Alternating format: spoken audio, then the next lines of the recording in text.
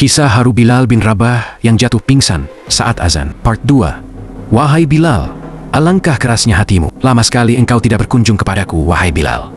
Bilal kemudian terbangun dari tidur. Ia menangis sangat keras sekali dan terseduh. Bilal terus-menerus menangis sepanjang hari. Sepanjang malam ia menangis hingga keluarganya bertanya, "Ada apa, Bilal?" Bilal menjawab, "Wahai saudaraku, sungguh saat ini aku sangat takut. Aku tidak pernah merasakan takut seperti ini." "Memangnya kenapa kamu, Bilal?" kata saudara-saudaranya. "Aku bermimpi bertemu Rasulullah Shallallahu Alaihi Wasallam dan Rasulullah menegurku, 'Wahai Bilal, alangkah keras dan gersangnya hatimu. Mana kerinduanmu kepadaku? Sudah lama engkau tidak berkunjung padaku.' "Bilal, aku takut Rasulullah marah. Aku takut ditinggal Rasulullah." Keluarga Bilal pun ikut menangis. Mereka kemudian memberikan saran, "Bilal, kelihatannya sudah waktunya engkau berziarah ke makam Rasulullah. Sudah saatnya kamu mengunjungi makam Rasulullah. Maka pergilah Bilal, temuilah kekasih Allah itu, Rasulullah Nabi Muhammad." Maka berangkatlah Bilal menuju Madinah. Bismillah, itu adalah perjalanan yang sangat indah. Karena perjalanan untuk melunasi kerinduan menuju orang yang sangat dicintai, menuju makam Rasulullah.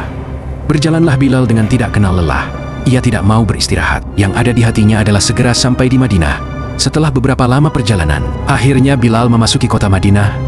Terlihatlah di matanya bukit-bukit dan pemukiman yang semakin ramai. Di saat itulah air mata Bilal sudah mulai mengucur. Ia sadar bahwa bukit-bukit itu serta jalan yang dilaluinya mengingatkannya kebersamaannya bersama Rasulullah. Dan di saat ia mulai masuk kota Madinah, sungguh tangisnya semakin keras, tangisnya makin kuat. Bilal tidak melihat sudut kota, kecuali terlihat olehnya ada Rasulullah di sana.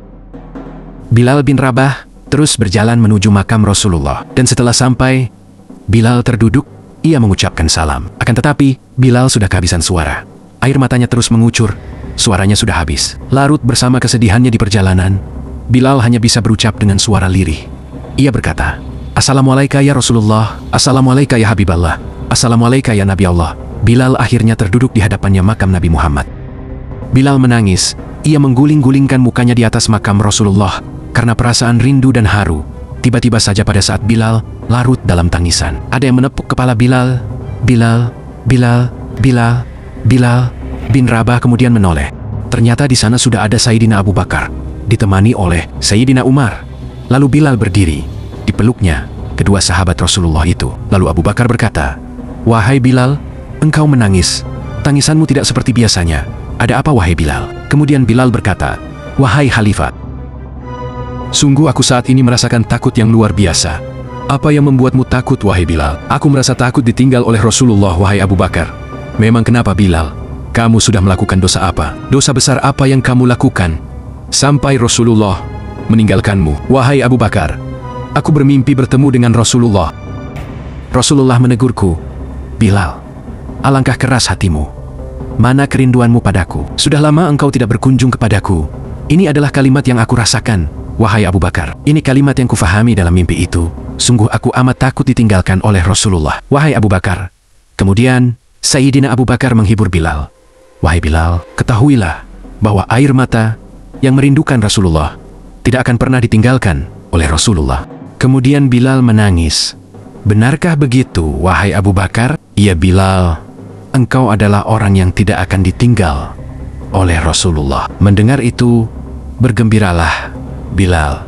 Ia merangkul Sayyidina Abu Bakar, orang yang pernah menyelamatkan dirinya dari siksaan orang kafir. Akhirnya redalah air mata Bilal. Kemudian mereka ngobrol. Setelah sekian lama tidak berjumpa, dan Abu Bakar berkata, "Mumpung kamu lagi di Madinah, bagaimana kalau kamu azan lagi?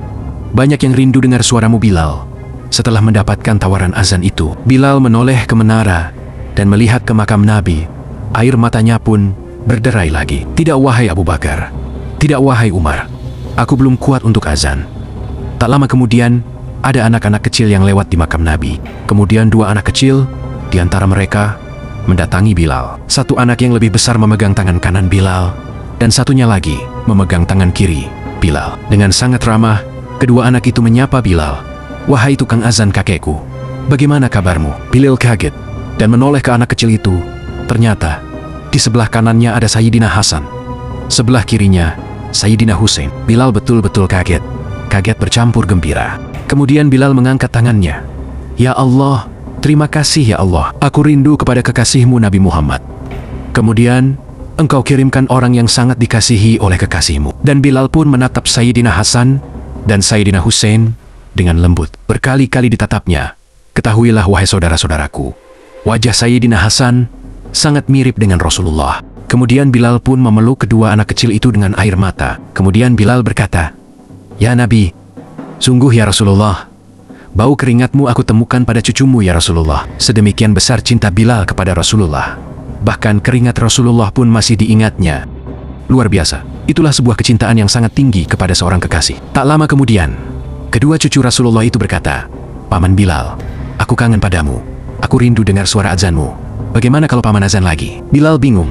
Ia menoleh ke arah Sayyidina Abu Bakar dan Sayyidina Umar. Mereka pun berkata, "Lakukanlah wahai Bilal." Bilal pun berkata kepada cucu Rasulullah. "Karena yang memintaku adalah kalian, aku tidak berani menolaknya. Jika aku menolaknya, aku takut Rasulullah akan menolakku untuk azan di depannya di surga nanti." Allahu Akbar. Sehingga kemudian ditentukanlah waktu azan untuk Bilal. Beberapa orang sudah mengetahui Bilal akan azan. Bahkan ada yang sudah menunggu di masjid.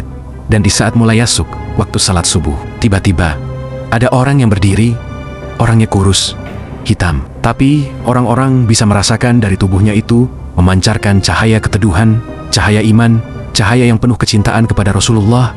Orang-orang melihat Bilal berdiri di tempat biasanya dulu Bilal mengumandangkan azan, maka suasana itu mengingatkan mereka kepada Rasulullah. Sehingga mulai berjatuhan air mata dari orang-orang yang hadir di tempat itu. Dan Bilal pun berjalan menuju ke menara.